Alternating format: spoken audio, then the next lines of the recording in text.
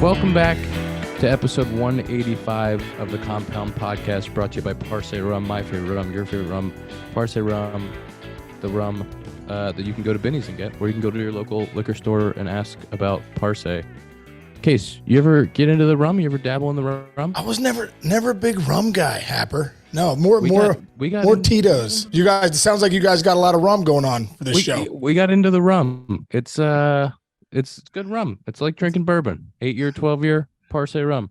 We have a special guest this week, Sean Casey. Sean, I mean, I'm trying to think where I should start with your resume, but career 300 hitter in the big leagues, former Yankees hitting coach recently.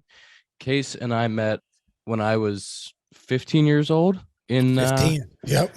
Wow. Yeah, 15 in Pittsburgh. Where I grew up was 15 minutes from where Case grew up, and Case was living in Pittsburgh. And one of the first times I met him, he came into the cages and I was hitting, and it's like, Case, I'm hitting off the tee, and he comes in and he's like, yeah, this is what I used to feel. He's in flip-flops and cargo shorts and just starts hitting backside line drives. He's probably someone you listen to right away, Hap. He's like, yep.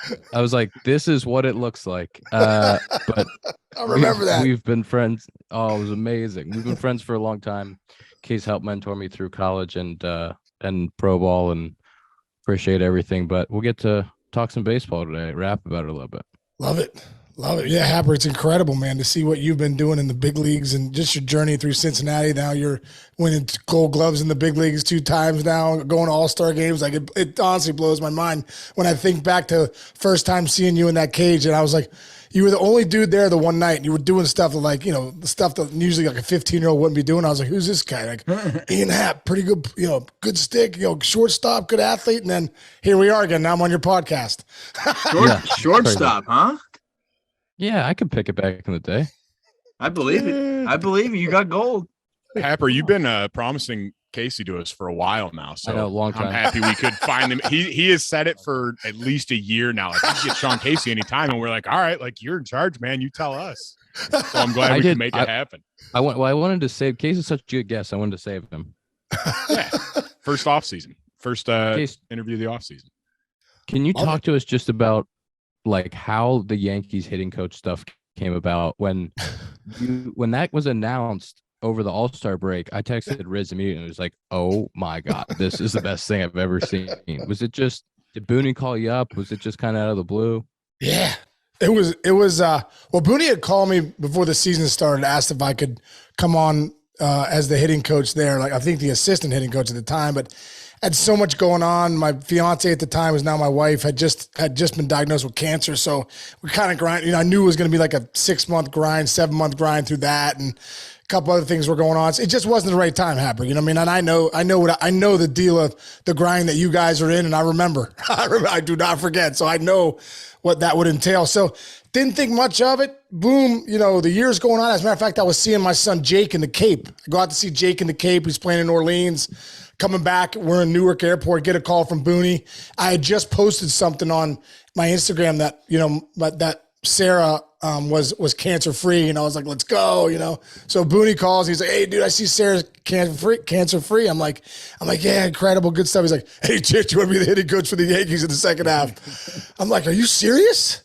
And he's like, yeah. And it was right around that time, we're just trying to figure out what was going on with, if Cash was going to make a move, Cash, they had kind of had that conversation. And then, next thing I know, I thought about it. I talked to my daughters, talked to Sarah, and, the fact that it was a 2.5 month, obligation, and it was the Yankees, and just a chance to get back in the game and back in the arena. It was just an incredible opportunity. So I took it.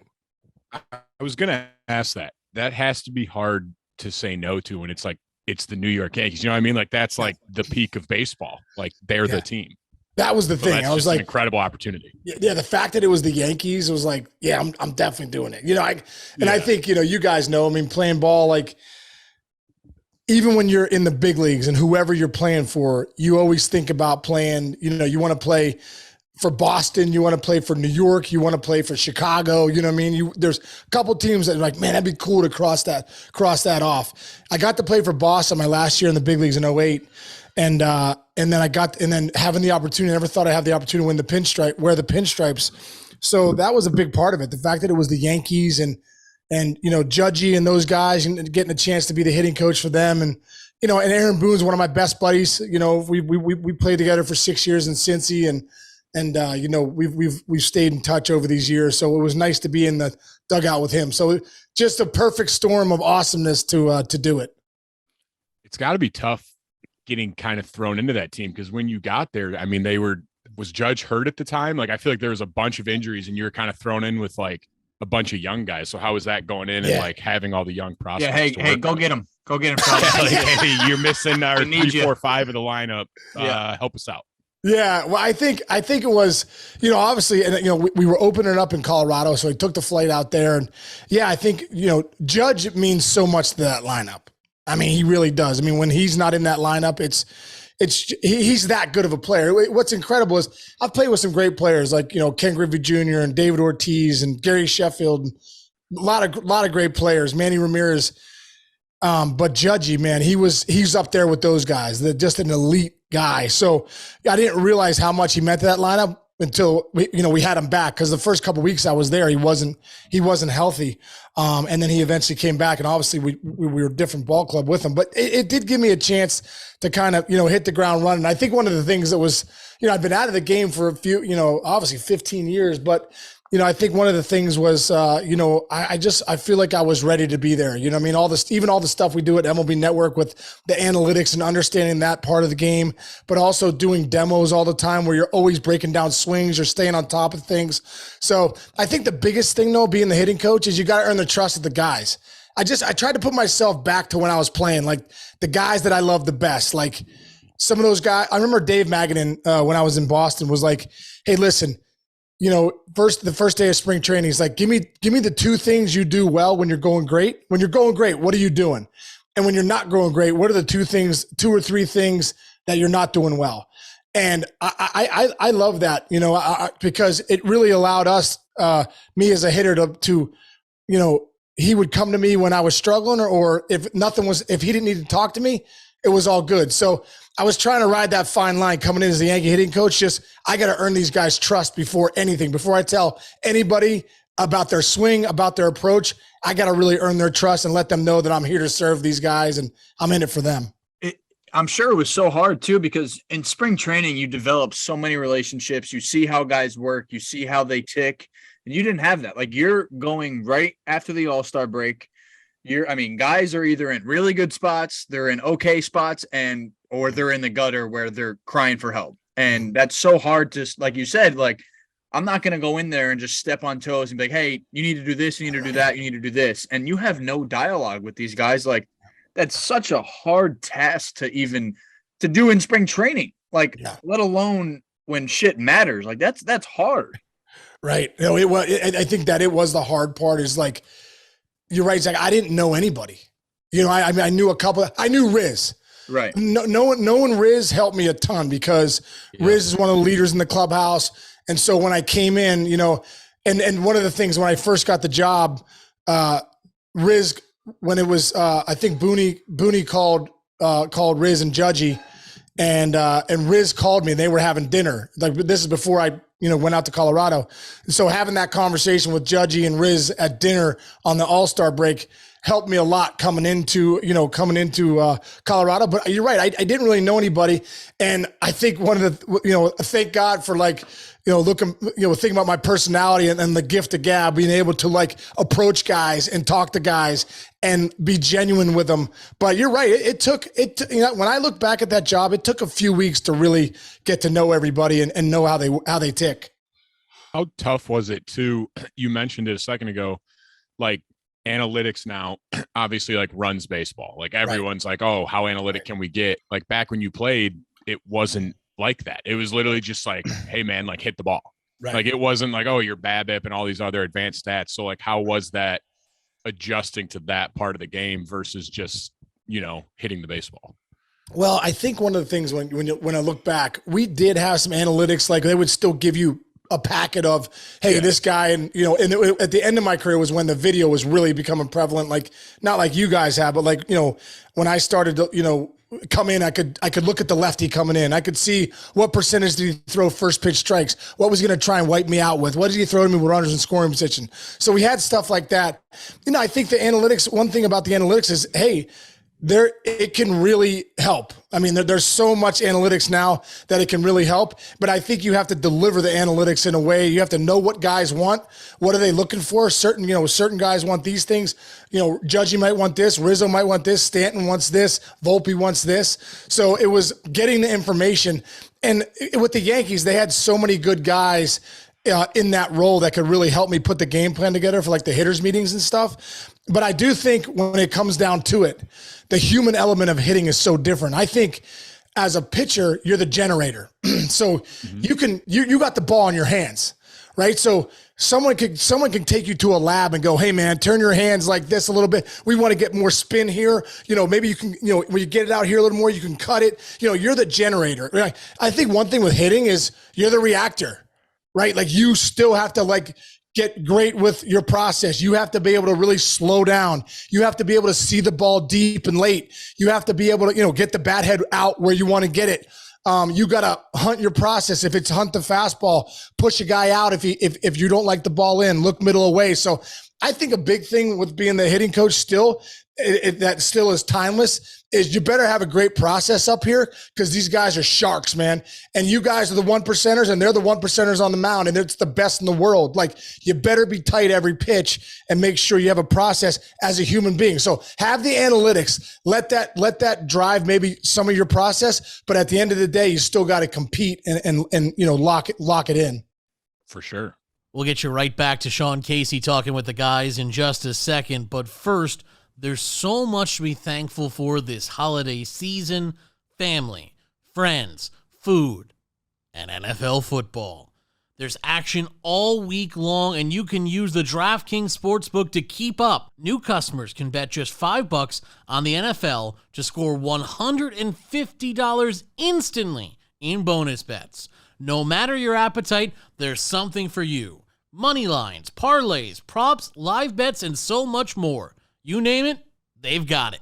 So download the DraftKings Sportsbook app now and use code COMPOUND. New customers can bet $5 on the NFL and score $150 instantly in bonus bets. Only on the DraftKings Sportsbook, an official sports betting partner of the NFL with code COMPOUND. The crown is yours. Gambling problem? Call 1-800-GAMBLER. New York, call 877-8-HOPE-NY or text HOPE-NY 467-369. In West Virginia, visit www.1800gambler.net. Please play responsibly. In Connecticut, help is available for problem gambling. Call 888-789-7777 or visit ccpg.org. On behalf of the Boot Hill Casino and Resort KFs, must be 21 or older in most eligible states, but age varies by jurisdiction. See DraftKings.com/sportsbook for details and state-specific responsible gambling resources. Eligibility and deposit restrictions apply. Bonus bets expire 168 hours after issuance. Terms at sportsbook.draftkings.com/football terms. All right, let's get you guys back to Sean Casey. Case, I like the way you talk about analytics as like game prep. Like you use the analytics, use the percentages for how you're going to get pitched, when you're going to see certain pitches, what you can sit on maybe to formulate your plan. But those analytics aren't driving the way that you're swinging the bat, or you're not trying to hit the ball in the air more because, the analytics say that that's how you're going to succeed. When you're in the box as the hitter, you need to be an absolute mental badass. Like you need to have consistent belief in yourself, and you have to think through, how am I going to get myself in position to react to whatever my plan is? And like, that's what I've always valued so much about the way you talk about hitting is It's about being a dude in the box and having that confidence in yourself, because I think what gets lost in the analytics part of it is as soon as you lose confidence in yourself, everything goes to shit. Yeah. I mean, you're happy, you're right. And we've talked for years about that. I believe, when you get in the batting cage, when you're there by yourself or you're going through your swing, that's the confidence cage. Like I got to get in there and know, and know what my swing feels like. I got to get in there. One thing I loved about these guys in the big leagues that I've kind of forgot about is, man, these guys work. you guys work, man. They're looking for feels all the time and routines and trying to keep the routines day in and day out, you know, and I really admire that. And I think the biggest thing is, you know, you got to believe in yourself day in and day out, because this game is such a game of failure, and it'll rip your heart out. And it'll rip your heart. You know, you're the greatest player in the world one day, and guess what? You got to play tomorrow night, and now you're the biggest piece of crap in the freaking world. You know, it's just the way it is. So, like, your self-talk has to be impeccable. How you think about yourself has to be impeccable. You have to make sure that, like, you're going one pitch at a time, and that you're at present moment, as opposed to if you've had a couple bad at bats, that can't matter. And one thing you realize too is, you know, 95. The stats are incredible. Of 95% of guys that get drafted don't play a day in the big leagues, right? So, and then 5% of that 5%, 17% of those guys play 10 years or more. So you know already that the guys that are up there, they don't necessarily need me telling them, "Hey man, get your elbow up," or, you know, I mean, like, man, want to see a good leg kick here and stuff like that. I think it's more sometimes like, "Hey, you got to slow down. Hey, you got this guy's throwing you pitches in, and you're still trying to go middle away. You got to get the bat head out. Hey man, this guy's busting you in to open up outside. Why don't you give him the inside part of the plate and start pushing him out and look for something out there? Hey, you're facing Tyler Glass now. You better get him early, because if you don't get him early, you're going to get that 12-6 hook, and you're going to be out of here." You know what I mean? So I think at this level, one thing I learned is, like, it's more about that stuff than it is, you know, any number that you could give a guy. Yeah, 100%. And I like when you're facing aces, Right? you know, there's always that, like, we want to drive his pitch count up to get him out of the game. And it's like, yeah, we would love to do that. We'd love to have 3 guys go up there and have 12 pitch at bats. But this guy's also disgusting, and he's going to throw you strike 1, strike 2, and then you're battling for your life. Right. Hey, this guy leads the league in strikeouts, but, you know, hey, let's get deep into counts. Why? What? Let's see some pitches. Yeah. So I'm down 0-2. How do you score? How do you score against elite pitching? Right. You hit homers on heaters. The challenge heaters, you deposit them, and you might get 2 of those a game. The rest of the time, you're going to be battling for your life. You're not getting 3 hits in a row off the, you know, Burns and Garrett Coles and Glasnows of the world. But you're hoping to get a bloop and a blast. You're hoping to get a walk and a blast. You're right. You get those guys usually by the long ball. Yeah, you're not going to string together 3 or 4 hits in a row. Right. I mean, you could. Don't get me, like, you absolutely could, but odds are against you. Like you were saying, the game is so much failure, and like what you said, when these pitchers are manipulating pitches the way they are, and they have all the control. I mean, our back is against the wall as soon as you're walking up to the plate. It truly is. Yeah. No, it's really, and that's one thing I've noticed too. Like, you know, even watching, you know, how the catchers set up nowadays. I mean, it looks like they set up right down the middle. I'm like, what are these guys doing? They're setting up right down the middle. These pitchers are trying to tunnel pitches. They're throwing it right in that same spot. This thing is just wham, wham, wham, you know? So, I mean, it's incredible. Like, that's what I mean. To be a great hitter in the big leagues nowadays, you know, you got to make sure you're locked in every pitch. That's interesting. Were you ever sitting there or like looking at a guy before and, you know, thinking back to when you played, where you're just like, is it different now? Like what these guys are bringing, what they're throwing, how they're throwing it, or was there a few moments where you're just sitting back and like so say you get to watch Garrett Cole every 5th day. Mm-hmm. Are you just sitting back like, I mean, this guy's throwing 96 to 99 every single time he goes out there and is throwing 6 to 7 shutout innings, it is just hit it, I fucking dare you. Right. No, it's true. And you know what? I mean, I played with some good, like got a chance to play with Verlander's first couple years in Detroit. So I saw some absolute thunder there. And like seeing Verlander's relationship with Cole was so cool, because I watched Cole pitch. I'm like, wow, pitched so much like Verlander. It's incredible. And his preparation was incredible. Like watching Garrett prepare for a game, I was like, these guys have no chance. Like he's got his earphones on. He's got his iPad out. He's literally I can see him charting every guy. And he's a guy too, Zach, that like, you know, a lot of time pitchers in the big leagues, they're going to pitch at their strengths because they're not going to get beat with their weaknesses. Well, Garrett Cole is one of those guys, you know, that rarefied air guy that he can actually pitch to his strengths when he wants to, and he can pitch to your weakness all day long because he's so good. He's, he's got 5 pitches that he reminded me of Roy Halladay. When I remember facing Roy Halladay, you'd come up first at bat against Doc, and he would throw you a freaking cutter, change, and you'd be like, oh my God, like, he gone. And then you come up the next time, slider, 2-seamer, 4-seamer. And then the next at bat, you come up, and he's just hasn't pitched me the same way, and he's exploiting me. He's completely exploiting me. And then when I hit the ball, it's like it's coming off my bat like, it's like, and my bat's, and I'm like, when I look at Garrett Cole, I just remind me of Doc Holliday. Like, just it was exploiting people. He was hitting their weaknesses, and then when he did wipe you out, he'd go to that top rail heater at 99 and see you later. So yeah, it was impressive. And the one thing about I was trying to figure out what the biggest difference is now. I'd say definitely the middle relievers throw harder. Because, when you look back when I played, I still think the closers and the late, maybe the gap guys still threw hard. The velo's definitely up, no doubt about it. I do think guys in my era pitched a little more. You know what I mean? I think now guys are more throwers, and that's what we're saying about the catcher sets up. Catchers, down the middle. Exactly. They're setting up down the middle, right? But here it is. Right. I don't necessarily know what it's doing, but wham! You know what I mean? Right. Like, so. But definitely, man, there's definitely some big arms out there, no doubt. Well, guys now are throwing 98 to 100 with a ride 4-seam that they just say throw it down the middle, like they can't hit it anyway, just go right at them. So it's become a lot simpler for those later inning guys. Hey, so when you were facing high velo guys and guys that had that fastball that felt like it really jumped or exploded over your barrel, what were your keys? Like, how did you think about handling those guys?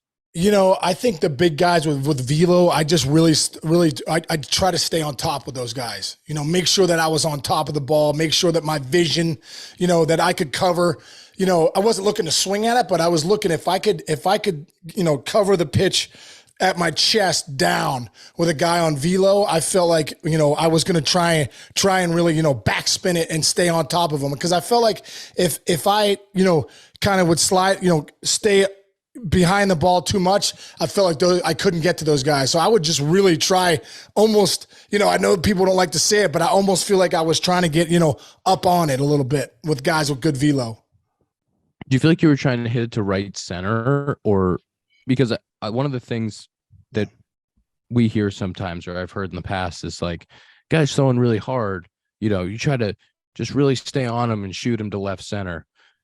And I've always found that, like, when you try to do that, you're late. Like, you're late and you're under it, and it's either going to the backstop over a dugout, or you're not going to catch it. And so, like, trying to feel like you're on top and almost like out front, and like, if I'm going to clip this guy, I'm going to clip him to right center when I'm hitting lefty. Yeah, is that how you would look at it? That's kind of how I had to start to look at it, and I would always, early in my career, I would always try to look for that ball. Kind of like, all right, if this guy's throwing hard, I'm not going to hit it if it's up in the zone. So I would try to push him down and look like, but if you throw his one middle or at my knees, like, I'm going to handle it. Right. That didn't work. Just swung through everything. So then I had to, like you were saying, I had to try to set the top of the zone where it's like, all right, that ball at the top, I can at least foul off.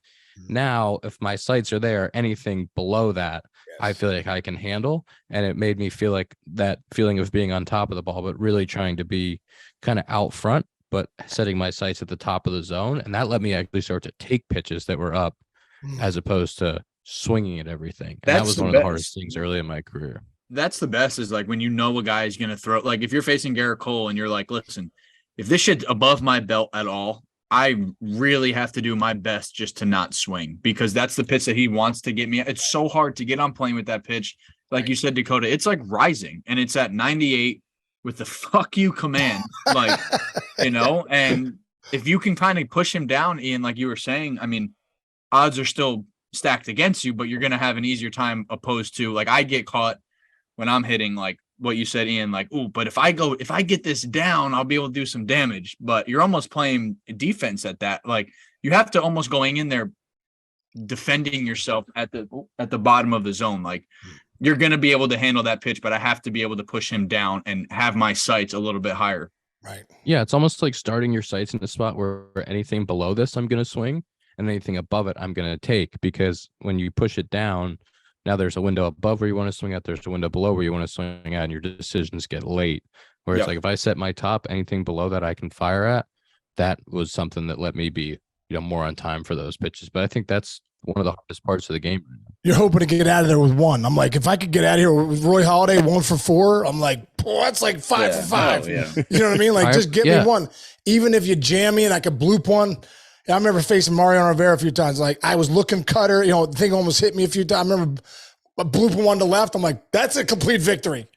You know what I mean? That's a victory. And like, you're not chasing hits, but if you get a hit off of somebody like that, you're no matter what the hit is, you're standing on first base. Like, you're like, all right, I got some swag. And then your next AB, you're a little bit freed up. And again, like you said, 1 for 4 sometimes feels like 5 for 5. That is such a fucking fact. It's a fact there. That's how you put together a great season. Like, I remember talking to Votto a few years ago about Lester. Like, what's your approach against Johnny? Like, is he a tough AB for you left on left? He's like, yeah, that dude's brutal for me. He's starting cutters out of and Joey didn't really like stuff that started at him and came back towards the plate. Like front hip sinkers, he didn't like, that cutter from John that he would start at his front hip and go over the plate. Like, he didn't like it. He was like, for me, if I get out of there 0 for 2 with a couple of walks, 0 for 2 with a walk, 1 for 3 with a walk, like, that's a great day. And to hear like one of the best hitters in the game framing it as, that guy 1 for 3, 1 for 4, getting a walk, like, those are victories. Like, that's how you put together a full season. I always learned that from Riz. Talking to guys like Votto, like, that's how you put together full seasons. You're not going to go 4-4 against this guy, but I'm going to learn every at bat and I'm going to walk out of there with 1.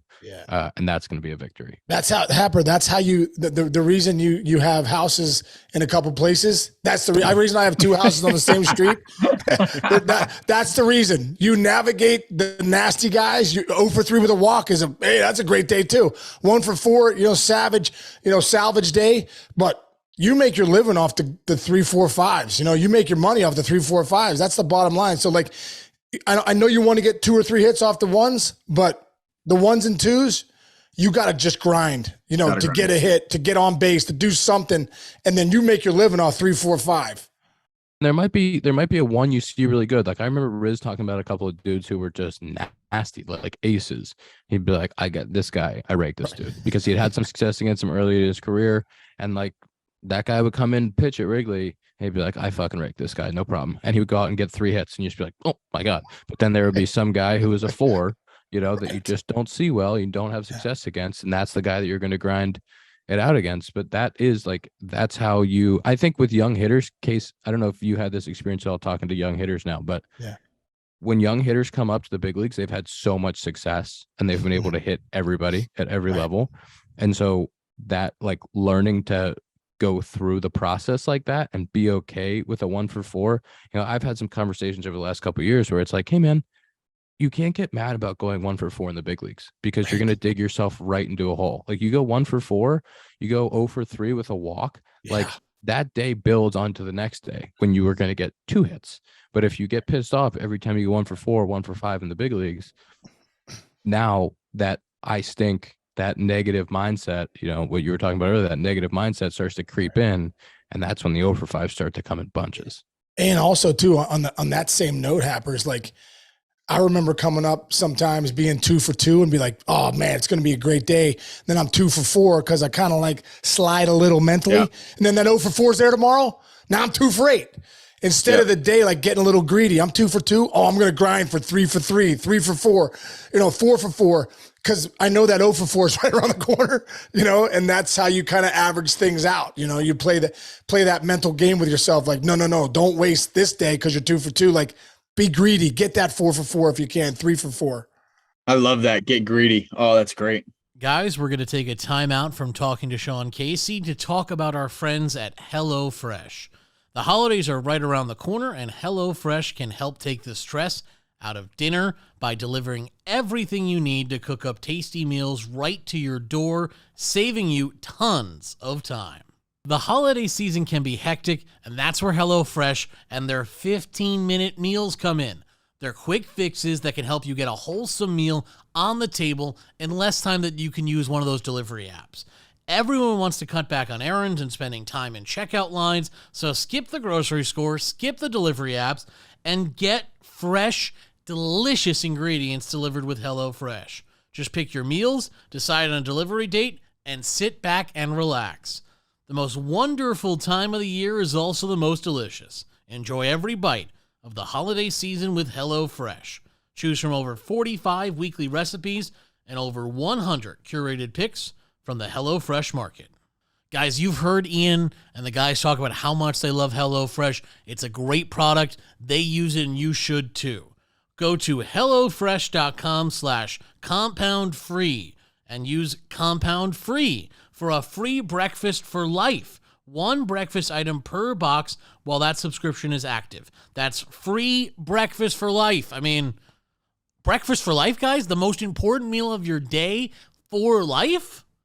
HelloFresh.com/compound-free. I'm just making sure that's what they said. That's an unbelievable deal. HelloFresh.com/compound-free with code compound-free and start using America's #1 meal kit today. Case, how much time did you spend with guys talking about like the mental side versus the physical side? Oh man, I think you know, that's the one of the biggest parts of it, you know, is talking a lot, you know, because you guys know, and I knew as a player, man, like you just want to have somebody in your corner. You want to have somebody know that when you're in that batter's box, you can look in the dugout and go, that guy's got my back. That guy's been there before. That guy knows what it feels like to really struggle and suck. Or that guy knows what it feels like to be grinding. And like, so I was, you know, I think one of the things was, you know, I wanted the guys to feel like they knew when they were in the box, like I was on the top step and I was in it with them, you know, every pitch.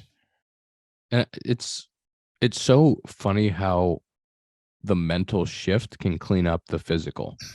Like the swing, and it's so hard to see. Like I stunk for 2 months this year. I stunk. Right. And I was still walking, but I wasn't getting any hits, wasn't hitting for any power. And every time we look at the video, it's like, yeah, it looks good. Like, yeah, well, it feels like shit. Okay. It feels horrible. Tell me something. Yeah. Don't tell me it looks good because I haven't got a hit in 2 months. Yeah. But when you get a little bit of confidence, you know, you get that one good, you're talking about looking for feels in the cage and stuff. Like once you get that one good feel, one little bit of confidence, like then it all clicks and you go, what are you doing? Oh, I move. I really feel like there's some pressure in my back knee now. It's like, what are you talking about? Like that's a nothing move. Like my big toe feels good today. It's like it's a nothing thing, but you give yourself that little bit of confidence and then you'll see guys go off. But that it really is like, it's all of the swings in the big leagues for the most part are really good. Oh, But the guys that are confident day in and day out, and like you said, go in with that approach of like, I'm the best player in the world. It's a one-on-one competition between me and the pitcher, and I'm going to kick this dude's ass for 5 at-bats today. Like those dudes that can do that every single day are the guys that hit at a high level in the big league. Oh, there's no doubt. I remember back in 2000, I just come off a big year, 99, hit like 330, 25 pumps. So drove in 100, right around 100. You know, and I remember coming in the next year at 2000 and I remember my approach being hunt to heater, look middle way, react in, but my confidence was at such a huge level, right? I remember coming in 2000 and I remember honestly, I was so young. I was like 25 years old. I got in the box at spring training. I just thought, oh man, I rake, you know, next thing you know, I'm hitting $160 in spring. I'm like, holy, what happened to my swing? Like I suck. I come in, I end up having the worst first half ever. I can't hit the ball at the park. I can't even get hits. And I'm thinking, I'm about to get sent down. I went from being one of the best players in baseball to being sent down. And I remember talking to a guy that, my hitting coach back here in Bethel Park, Frank Porco. I remember calling him. I drove home one night. You know, one of the hitting coach for the Reds kept telling me, man, your swing looks great. I'm like, tell me something else that my swing looks great. I'm hitting 205 and I have no power. I don't know what's going on. So I remember going home. I brought the VHS tapes, boys, which you guys don't have the VHS tapes. I put in the tapes.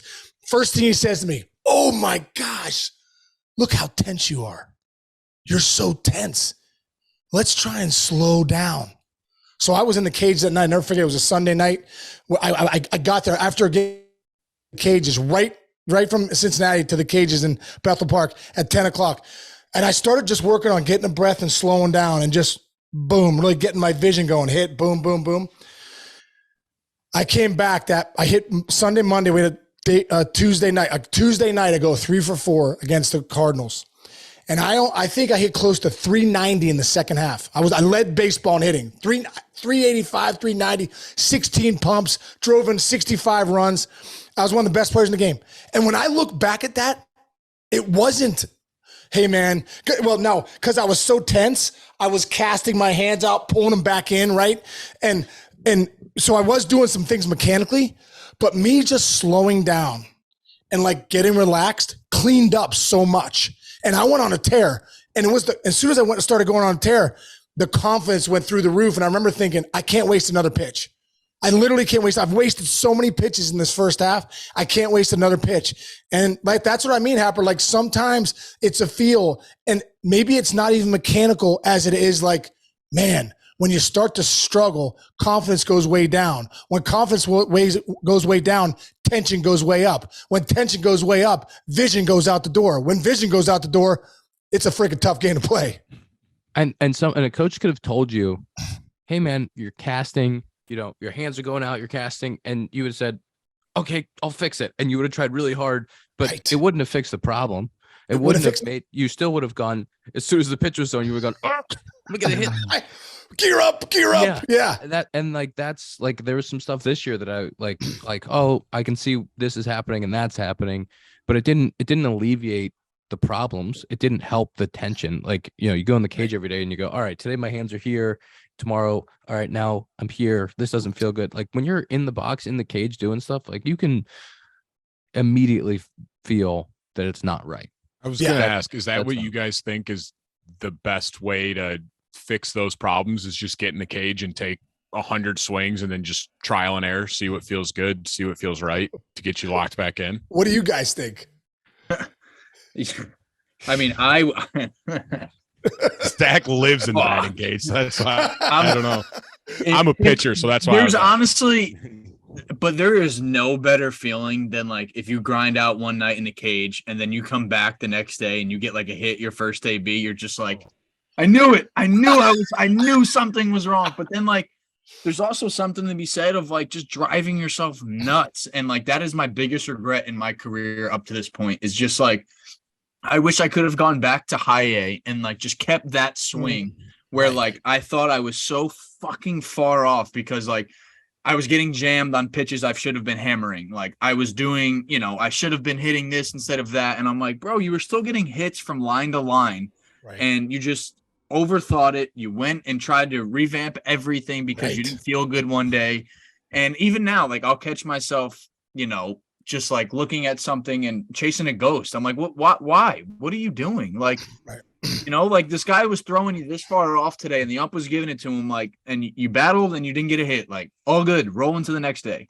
But again, there's a time and a place, like what we've all done where, you go into the cage standing upside down. You're like, hey, I'm going to this drill helps me tonight. Like I'm going to do it. But at the end of the day, like Ian, what you guys were saying, you're not that far off. You're really not. Like, I think sometimes the cage can hinder you, right? I mean, I know for me, I'd go in the cages and I'd do the same thing, Zach. I'd start, you know what? I got to change everything. Yeah.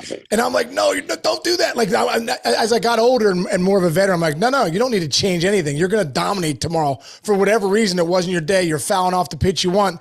The guy was nasty out there. Like same approach, same process, stick to it. When I was younger, I'd try to change everything, standing straight up, get a little waggle going. And I would really go in the tank. I'd find myself like, wow, not only am I now not getting hits, now I have no idea what I'm doing. So it's like, no, stick with your process, find one that works, and ride the wave of, 0 for 4, good. Same process tomorrow, could be a 4 for 4 day.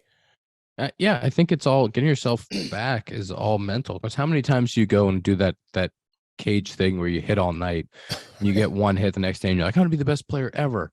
And then the next day you go 4 and you go, fuck again.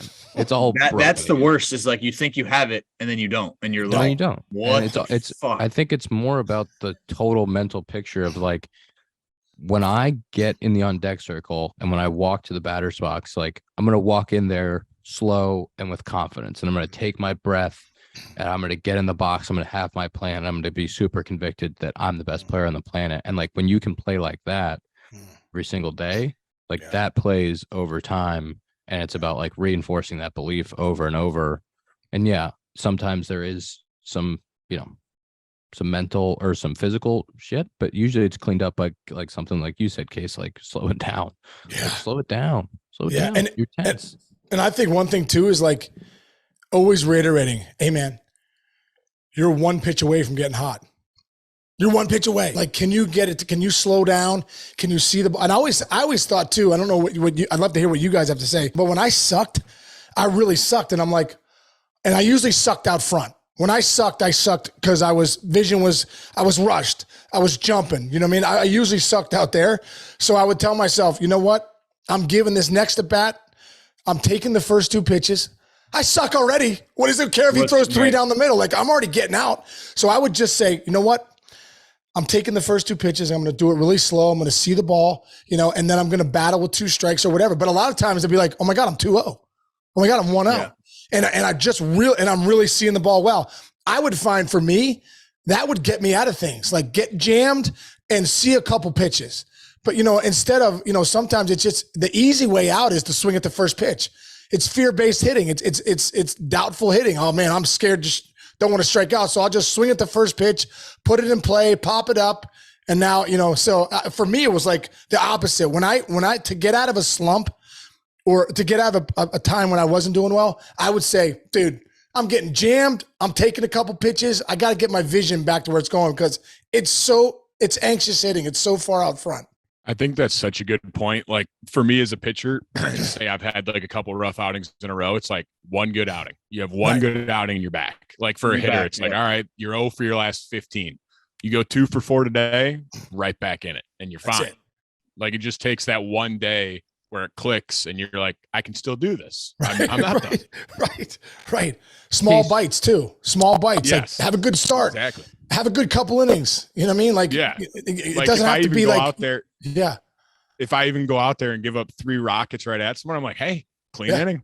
I'll take that. We'll take a clean inning. Like exactly. Even as a hitter, I feel like you hit a ball 115 right at the right fielder. It's like, well, I hammered it. Yeah, like, exactly. Got unlucky, but I hammered the ball. Yeah. And you have to frame that as a hitter. Like you have to frame that as a positive. And like, there's definitely dudes we've all played with over the years that like hit a rocket right at somebody. And they're like, fuck, I suck. Right. This game's bullshit. But like, you can't do that in the big leagues. Like in the big leagues, that is a hell of a success. You hit the ball hard right at somebody, like, yep, I'm going to do that again and again and again. I'm not going to change anything. I'm just going to keep doing it. Now you'd probably prefer the 70-mile-an-hour blooper over the second baseman's head, but you take better the barrel when you can't get that. Yeah.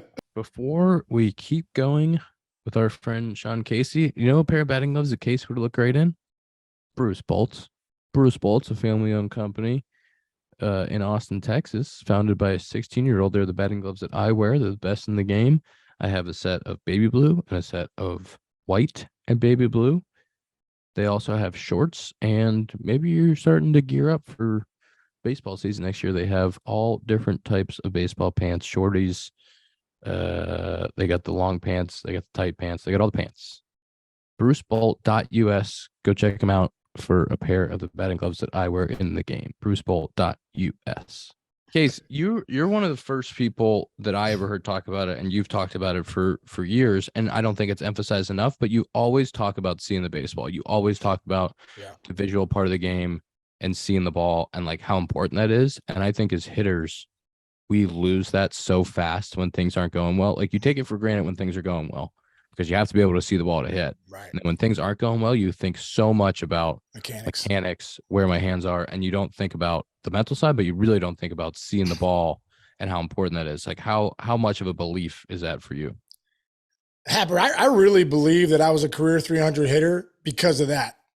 Because like when guys would go mechanical, I'd go visual. Like instead of going mechanical, I'd no, I got to get my vision back right.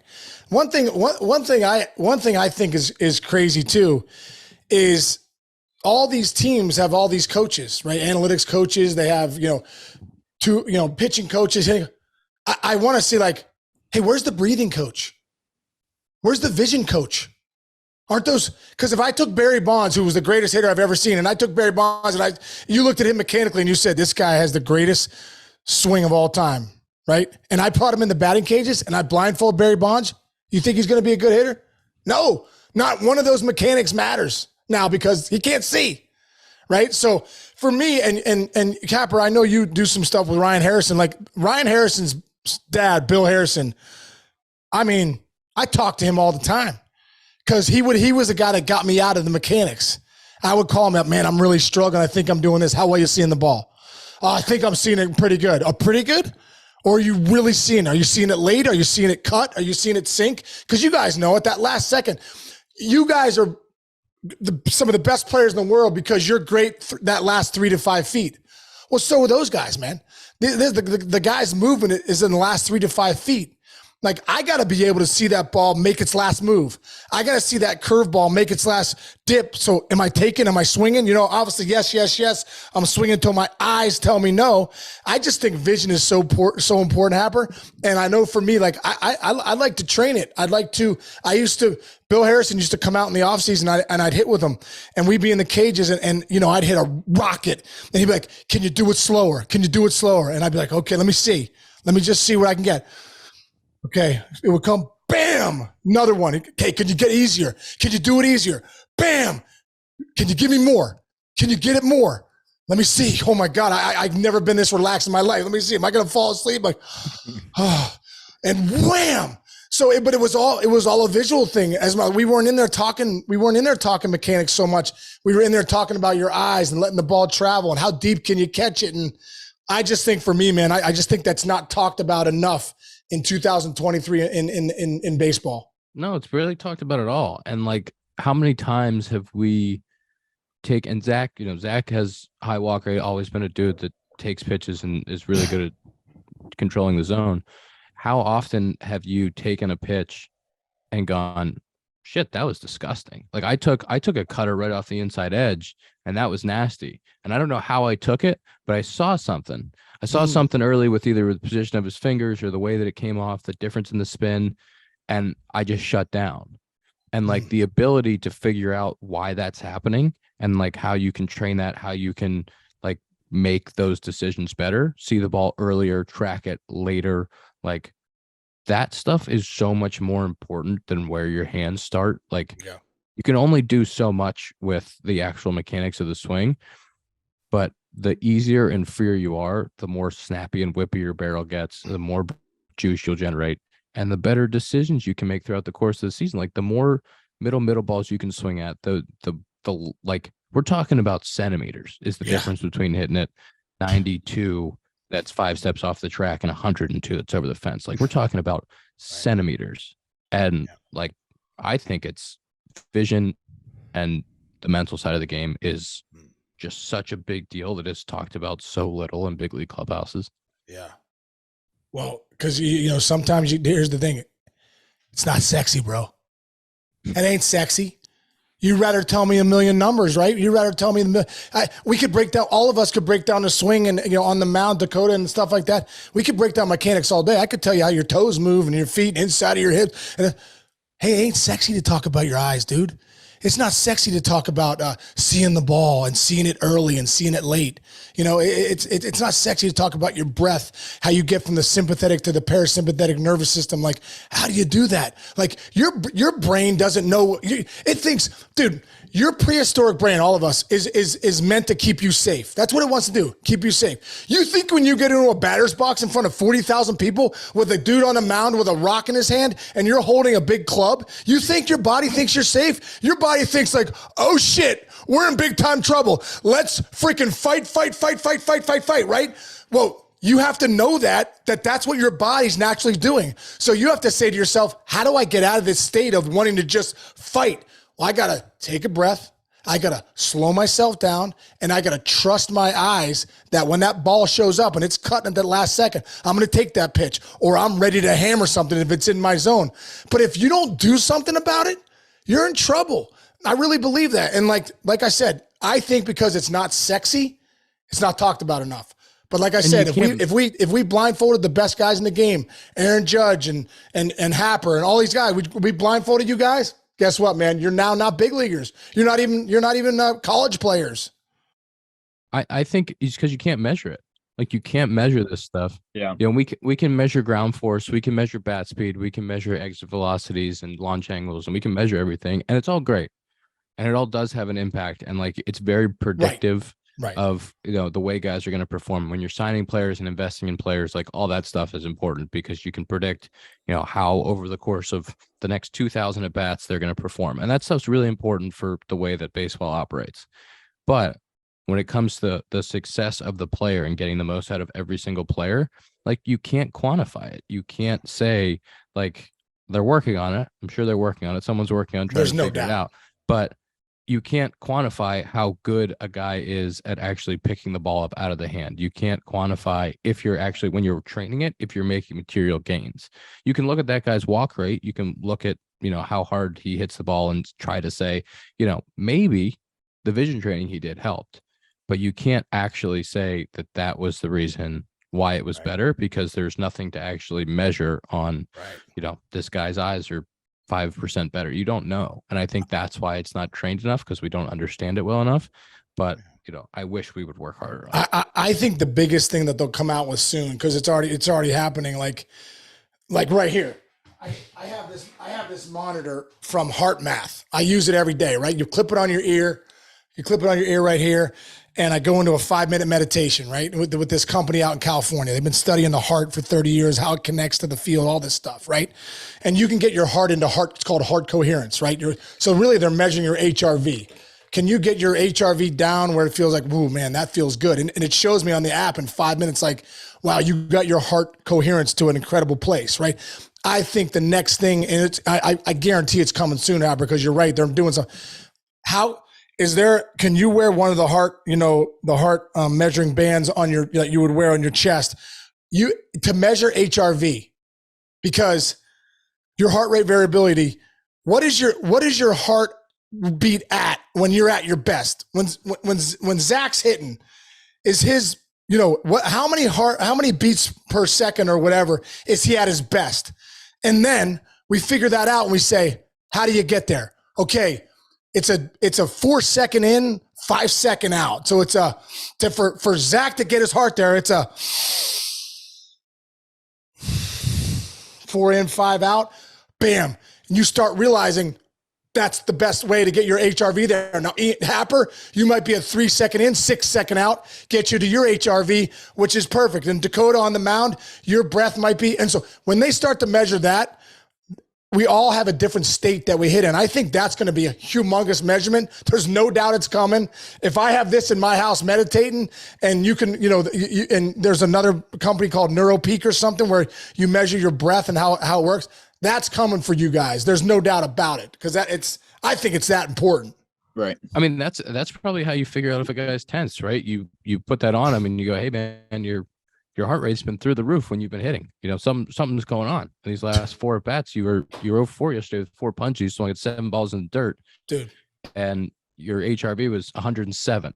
Like it was like you were running a marathon. What was going on? There's the key to the city right there, bro. As soon as they can measure that, this hitters will go to another level, and pitchers. It's probably different too. Like, wouldn't you think some people like succeed more with a higher and some people succeed more with a lower? Like it's just different for everybody, and just finding that right number. Yes, I think that's the goal. Every human being is different. So you're going to be able to figure out what makes you, maybe you're maybe you need to be a little more amped up, Dakota, on the mound than maybe somebody else. Maybe I need to be a little slower than somebody else does. They need to be geared up a little more. That's the $1 million question. Figuring out these guys, when they're at their prime vision and when they're as hot as they can be, what's their heart rate at, and how do you get it there consistently?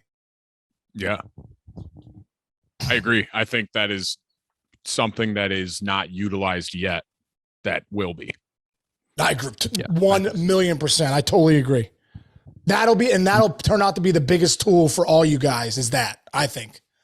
We'll be right back to finish the episode with Sean Casey. But first, what would an episode of The Compound be without ERC? ERC.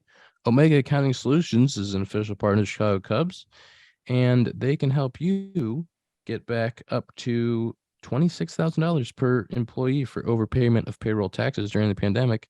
If you were a business owner with 5 to 500 W-2 employees who continue to pay payroll taxes and employ staff during the pandemic, go to smallbizcashback.com/Cubs. That's smallbiz with a Z, cashback.com/Cubs for a free consultation. You can also call 800-643-Cubs, ERC, ERC.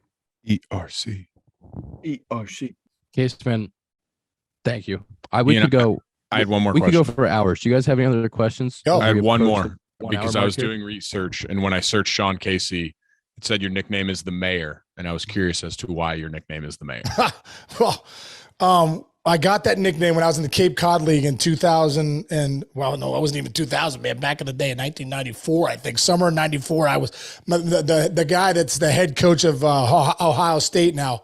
Bill Mosiello was my coach, and he was kind of a hard-nosed dude, you know what I mean? And I was kind of coming in like, hey, what's going on? You know, everybody saying hi to everybody coming. He's like talking to guys at first, and he's like, man, he's like, dude, he's like, you talk to everybody, man. He's like, looks like you're like lobbying for votes, like you're like the mayor. Look like you're like running for mayor or something, lobbying for votes. And for whatever reason, like it, a couple guys that he was the assistant coach, I think at Tennessee at the time. And then, we kept a relationship. And then for one night I heard it on, it was on ESPN, Carl Ravitch. I hit a ball in the gap and I was going to second base. He's like, oh, there's a shot by Sean Casey. They call this guy the Mayor. And I remember hearing that on national television, and then it kind of stuck, but it started in the Cape Cod League from my coach, who I don't think he liked that I talked to everybody, but I'm like, dude, this is who I am. As long as I'm raking, who gives a shit? Exactly. Probably a backhand compliment. He's like, this guy doesn't shut up. He's Totally, dude. He's like, dude, shut up. I'm like, no, I'm not shutting up. Yeah. And there's some great stories about when guys would get to first base. You'd be like, yeah, man, nice swing. The pitcher would go over and be like, shut up, Case. Dude, I got one story. When I first got to the big leagues, I don't know if you guys remember, guy's name was Henry Rodriguez. He played for the Montreal Expos. He used to hit bombs. And in Montreal, whenever he hit bombs, they'd throw these O. Henry bars. The O. Henry bars, they'd have to like pause the game. Like 85,000 O. Henry bars are on the field. Just getting them off the turf, So I'd just been called up. It was like my third, I was up in the biggest of 3 weeks. And at that time I was thinking, I'm tricking these guys. Like, I'm going to be sent down here soon. Like, I'm going to try and get as many. I collected so many balls at that time, because I'd be like, hey, I'm holding guys on. You send the ball over real quick, because I was like, I'm going to be out of here soon. I'd at least want to get some autographs. So I remember Henry Rodriguez gets a hit. We're playing in Cincinnati. Ron Ballone's on the mound. It was a lefty back then, the big rig. Yeah. Lefty. And I didn't know these guys because I had just been called up, right? So big rig is on the mound. Henry Rodriguez gets on with a single, and he's getting his lead. And I start talking to him like, hey, man, I was like, so cool, dude. In Montreal, when you homer, they throw those O. Henry bars on the field. And right when I said to him, he turns to me. He's like, hey, thanks, man. Right when he turns to me, big rig, step off, pick. I catch it. I'm like, oh, my God, I'm such an asshole. I'm like, I'm so sorry, dude. Like, I had no idea it was going to happen. I tag him out. He looked at me like, are you serious, dude? I'm like, oh, my God. So that was the only time I really distracted somebody at first base and picked him off. My third week in the big leagues, I got Henry Rodriguez on the O. Henry story. That's hilarious. We Ron Vallone's the pitching coach for the Iowa Cubs. Me and Zack. Oh, is he really? Yeah, we all had him. He's the man. Yeah, dude, Big Rig's the best, dude. Tell him I said hello if you talk to him, man. He's the best. He's the man. Yeah, He is a beauty. dude. He Knowing was nasty. Thanks Like, so much, Case. yeah, knowing he him- also played football at Massachusetts, so he was like one of those guys you don't want to mess with. You're like, Big Oh, Rig. he's got a little screw loose in there. Oh, yeah. You don't want to listen. Don't fight Big Rig. I'll tell you that right now. He's in the weight room. He's in the weight room every morning. You can't get him out of there. He's there at 6 a.m. in spring training. Like, he's there. People are walking in. And he's getting done with his workout. It's like, what's going on here? Dude, it's In a- that's in a so full him, lather. dude. He's a maniac. He's a maniac. Appreciate it, Case. Thanks so much for coming on and talking with us. Oh, Yeah, we fellas, I appreciate appreciate it. Thank Love your you. show. Love what you guys are doing. And, I really appreciate having me on. And good luck to you guys, man. Have a great off season. I'll see you guys soon. Thank you. I Thank appreciate it. Appreciate Thanks, it. Yeah. Case. Thanks, guys. That was awesome having Case on. Been talking about having him on for a long time. I knew he would be spectacular. He was spectacular. Tom put in the group chat during that episode, Casey's second half in the 2000 season, 372, 431, 661, good for a 1.092 15 homers, 21 doubles, and 62 RBIs in 67 games. 90 hits in 67 games. That's unbelievable. Yeah, I mean, that's every time you come up to the plate, it's a hit. I mean, that's almost 2 a game. That's I what I'm don't think saying. he was I don't think he was exaggerating like on his first half to second half difference because he was saying he's like, yeah, I was hitting like 160 at the break. He's like, then I hit like 370, and then like they see the stats. I'm like, yeah, that checks out. Yep. Nope, that's accurate. That is what you did. That's ridiculous. He's one of the best storytellers of all time. He has just like so many big league moments like that of like figuring it out, and he recounts them so well. It's so awesome to hear him just talk hitting. I could talk hitting with him for hours on end. That's such an interesting aspect that he brings of like, you hear people all the time like, oh, you look tense, but like going into detail about it and like how much it honestly means to him, because like you don't really hear a lot of people talk about it. Like you'll breeze over it like, oh man, take a deep breath. And it's like, yeah, no fucking shit. Like, yeah, I'm going to take a deep breath, but like actually being like tense free in the box and like being as free as you can in general, like it just goes so far. And like everyone's like, oh, like, when you're hot, like what are you thinking about? And it's like nothing, obviously, because I'm hot. But like the more that you can kind of get in that flow state almost is like that's like peak performance. That's like the goal that it's hard in baseball. I was actually having this conversation the other day. You hear all like the Kobe stories and the guy like quarterbacks, like, yeah, they're just in the zone, like they're in the flow state, like they have so much control over the game. But like as a hitter, it's hard. Like you feel good and like you're not going to hit again for like 30 or 45 minutes. And even at that, like you can get pitched like a bastard and you have no control over it. But like the more that you can just kind of be free and just move within your own body and not being tense, like it goes such a long way. It's so hard to do though, and so hard to even get close to that state. But I feel like the more that you talk about it and actually try it, I think it's very interesting part of the game. You guys want to do the screen time Sure, man.